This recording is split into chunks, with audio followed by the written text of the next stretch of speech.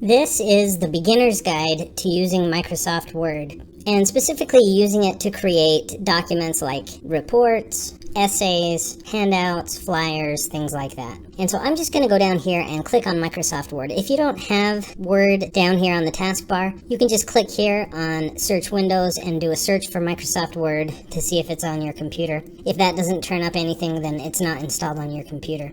But like I said, I'm going to go ahead and click on that to start it up, and Microsoft Word opens right up, and it gives me right away a bunch of templates that I can choose from to help me get started creating documents using Microsoft Word. And you can see that there's all sorts of great documents. They have trifold brochures, they have event menus, they have blog posts, all sorts of different templates that you can use. Also across the top, notice that you can filter them by category. So I could just show business templates, I could show event templates, labels, and so on. And notice that there is an education category. You can also search for online templates here. So templates can be a great time saver. You can just select one of these templates to open it up and then edit it and use it for your own purposes. But in this tutorial, we're going to focus just on creating starting from scratch. And so I'm going to click here where it says blank document, and it opens up the Microsoft Word layout and a blank document. Now, there is so much to Word. Most people don't really use Word to its full capabilities, but in this tutorial, I'm really going to focus on the basics, on those essentials that you need to know to start using Microsoft Word effectively. And one of the first things I'm going to do is just close this panel here at the left that says navigation. It's a nice panel, but I'm going to get rid of that and close that out. Next, I want to give you a quick tour of what you're seeing here in the layout. You'll notice that across the top we have tabs. We have the Home tab, Insert tab, Design tab, and this is very similar to Excel, Microsoft Excel, and also Microsoft PowerPoint. If you've watched my other tutorials, you already know about this Microsoft Office layout. But for those who maybe haven't watched those other tutorials, just a quick intro. Each of these tabs, when you click on it, will give you a different ribbon, and that's what they call this. This is the ribbon, and the ribbon changes based on the tab that you click.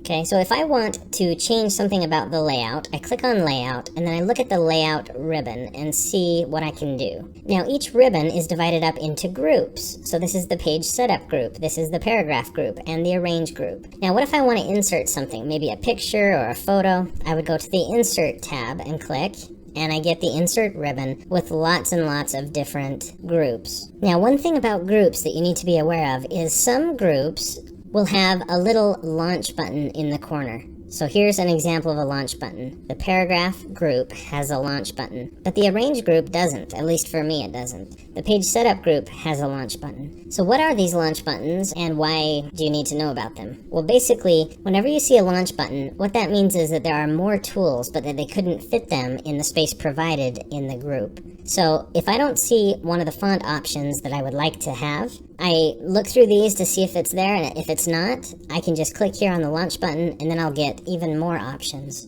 Another example over here in the styles group, there's a few styles, but if I click here, then I get many, many more styles to choose from, and some options that I don't see just by looking at the group itself. So watch out for that launch button. Okay, now down here, I have the page of my document. This is my Word document, and it's completely blank at this time. A couple of things that I want you to know about before you get started making a document. First of all, I don't know about you, but I like to be able to see the document, at least its width. And so I'm going to go down here in the lower right corner and change the zoom level. So it was at 200%, and that was a little bit too big for me. Maybe 150, maybe to 125, something like that, that will be a little bit easier to fit on the screen. So I think I'll just go with this, 100%. Now in this tutorial, I'm using Microsoft Word 2016 for Windows. But if you're using an older version of Microsoft Word, or even a future version of Microsoft Word, or Word for Mac,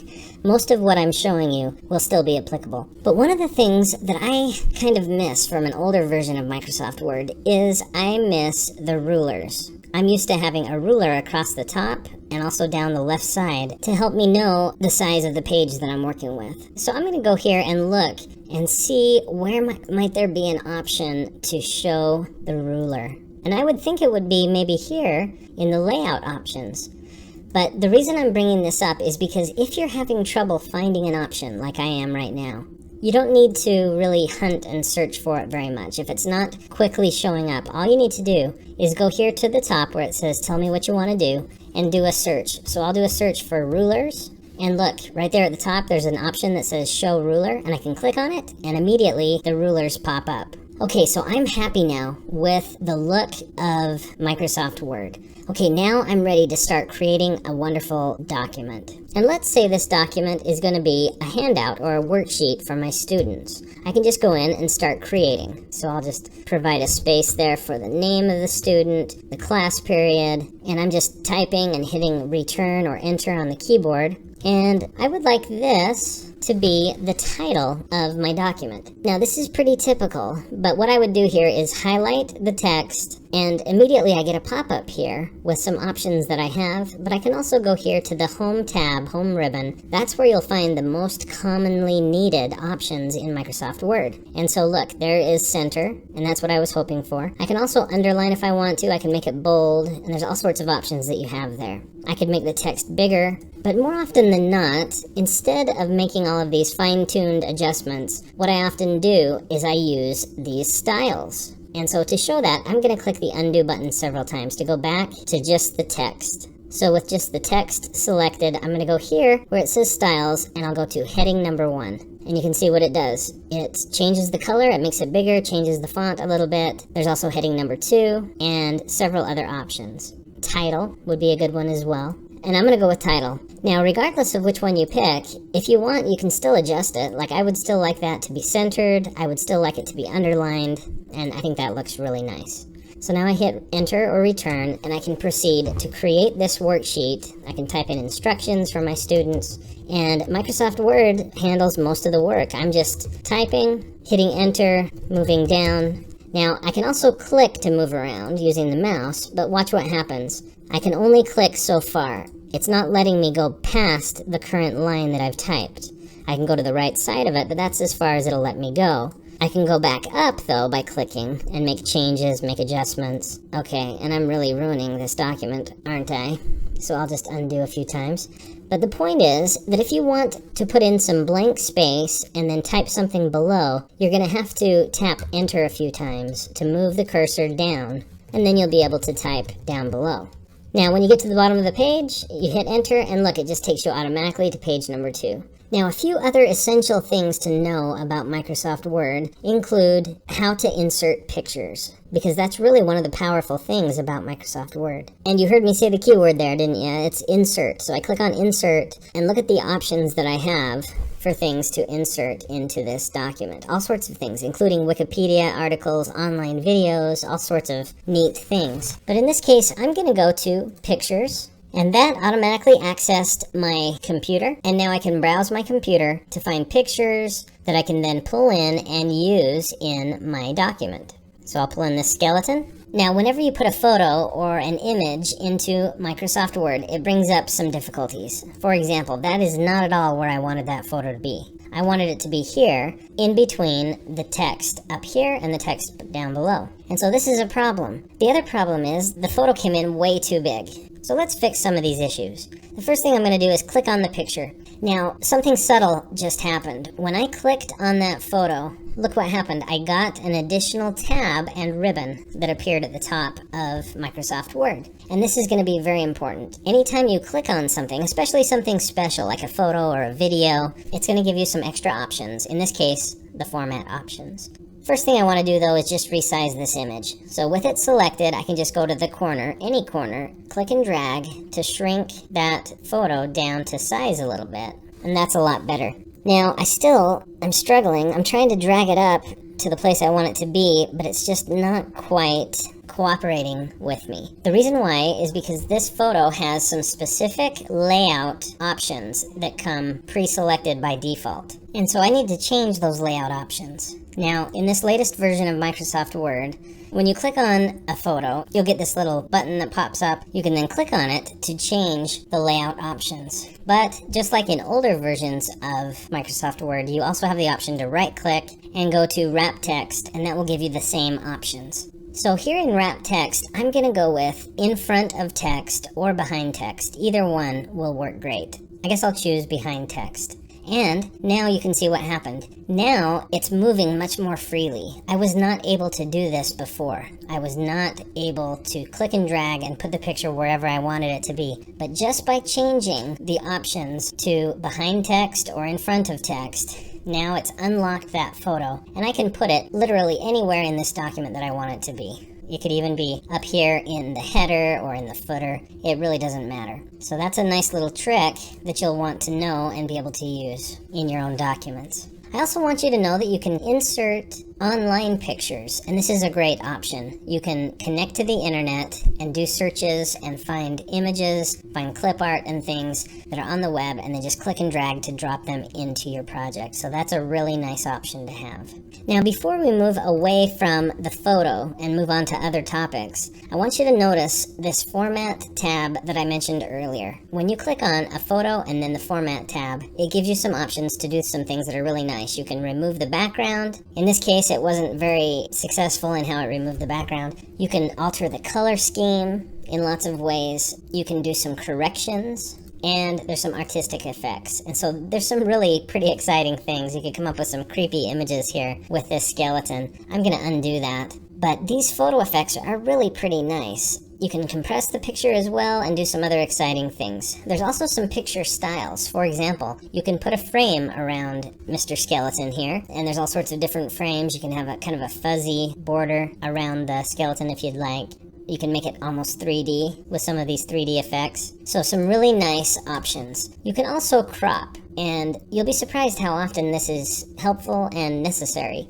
So when I clicked on crop, it gave me some additional lines and edges and things like that. So I can use that to crop out part of the photo. Whoops. And I have to make sure I get the exact line there. And then I can just click outside the box and it makes that crop effective.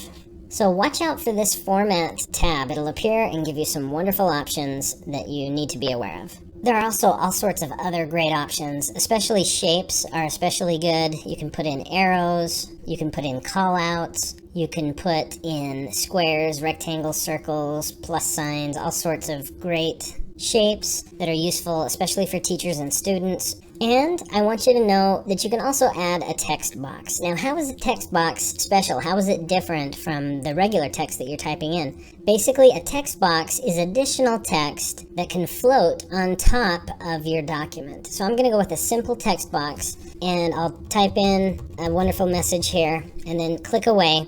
This text box now can be dragged wherever I want it to go. Now it is interacting with that text, and if I don't want that to happen, I can use this button here to make it be behind the text, the other text, or in front of the text. I'm going to go with behind, and so now I can drag it freely. So similarly to how I fixed this photo and made it so that I could drag it anywhere I wanted it to be, it's similar with text that's in a text box.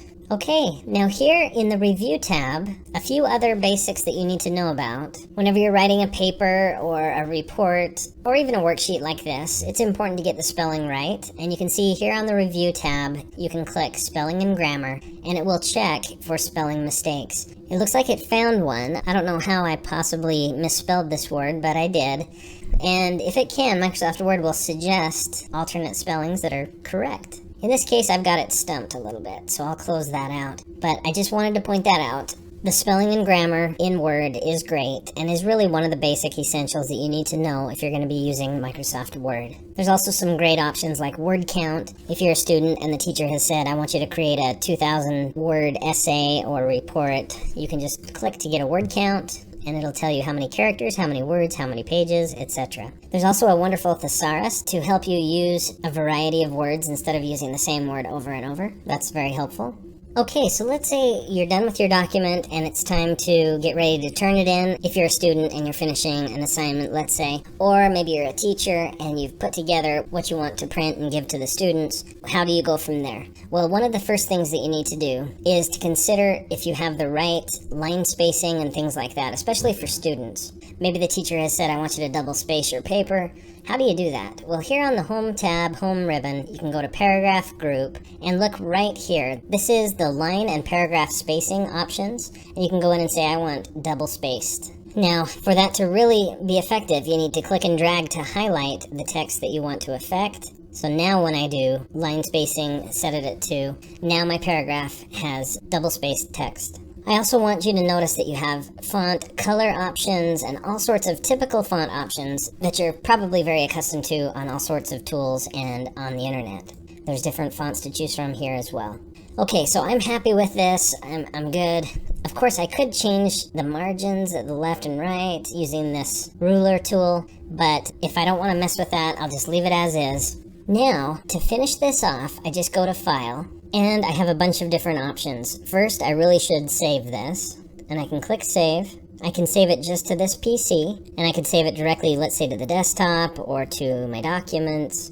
But also, notice that there's an option to save it to OneDrive. And if you're not familiar with OneDrive, please watch my YouTube video on OneDrive. It's a wonderful tool, similar to Dropbox, but extra good for Microsoft Office and Microsoft Word in this case. Now, to access that, it would be helpful to sign in to your Microsoft account. And that way, like it says here, you can get to your documents from anywhere because you'll be signed in to your Microsoft Office account and basically OneDrive. In this case, though, I'll just save it to my desktop.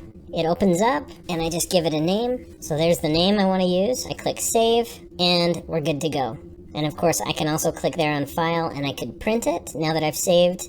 I could have printed it without saving, but it's a good idea to save first, just so you don't forget. But I can now print, and there's all these print options. Now, in addition to print and save, notice what else that there is. There's export, and this is very powerful. I could create a PDF out of this document. So I can click that, save it, also to the desktop in this case. And so now, when I go to my desktop, look, there is a PDF document that I've created from inside Microsoft Word. And here's the original in Word format. So that's a nice, powerful option just built right into Word. So I'm done. So I'm going to close out of this document completely, go to my desktop. Let's say next week I need this same document. I can just go back to Word, open it up, and look, because it was recently created, it shows up here. So this is a list of recently created documents on this computer, and there it is at the top. Now, as I use this more and more on this computer, I'm going to end up with 20, 30, 50, 100 documents. It might be nice, if this is a document that I'm going to keep working on a lot over the next few weeks, it might be a good idea to try to get it to stay at the top of the list. Well, there is a way to do that. If you put your mouse on it, look, there's a little pin, and if you click that pin, it will pin this particular document to the top of the list. Now, I know, right now I just have the one document, but imagine 500 documents. This document would remain at the top of the list because I pinned it. So that's a little trick that I think is helpful to know. So in this tutorial, we have gone over all of the basics that you need to know, all of the essentials that you need to know to start using Microsoft Word. Whether you're a teacher, whether you're a student, a business person, or you're just using this on your own at home. Microsoft Word is very powerful. You can use it to make all sorts of things. And what I've given you here today is just the basics to help you get started with a few little bonus tips and tricks in there that are a little bit more than basics. So in the future, I'd like to make an advanced Microsoft Word tutorial, so watch for that. But thanks for watching, and please consider connecting with me on my social media websites like Facebook, Twitter, and Pinterest. And definitely do subscribe to my YouTube channel for more videos about technology for teachers and students. And watch for a new video at least every Monday.